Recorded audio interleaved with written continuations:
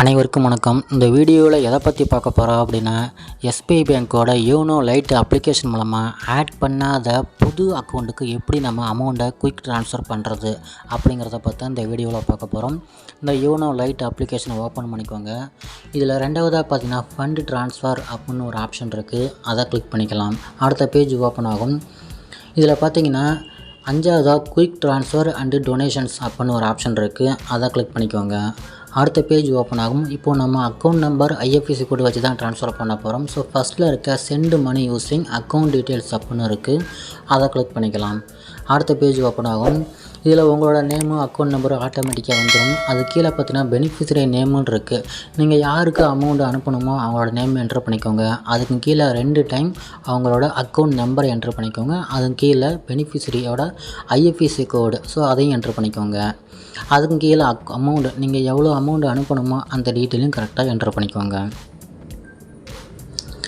இதில் பார்த்தீங்கன்னா நான் என்னோடய எல்லா டீட்டெயிலும் என்ட்ரு பண்ணிவிட்டேன். Beneficiary name, 2 time account number and IFSC code, amount, கீழே ரீமார்க்ஸில் கிஃப்ட்டு, சேவிங்ஸு இந்த மாதிரி நீங்கள் ஏதோ ஒன்று டைப் பண்ணிக்கோங்க. ஸோ அமௌண்ட் எல்லாம் டைப் பண்ணதுக்கப்புறம் கீழே சப்மிட் அப்படின்னு ஒரு ஆப்ஷன் இருக்குது. அதை கிளிக் பண்ணிக்கலாம்.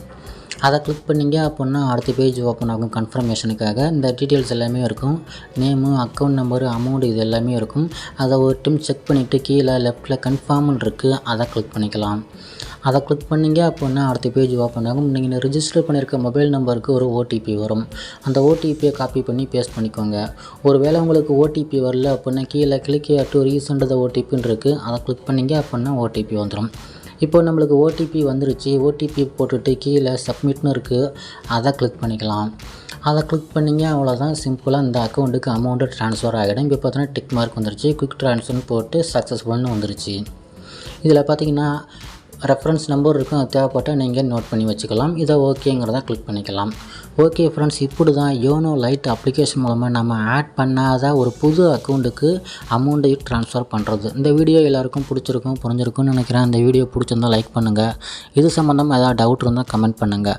இந்த மாதிரி வீடியோஸ் நம்ம சேனலில் அடிக்கடி வரும். மறக்காமல் சப்ஸ்கிரைப் பண்ணுங்கள்.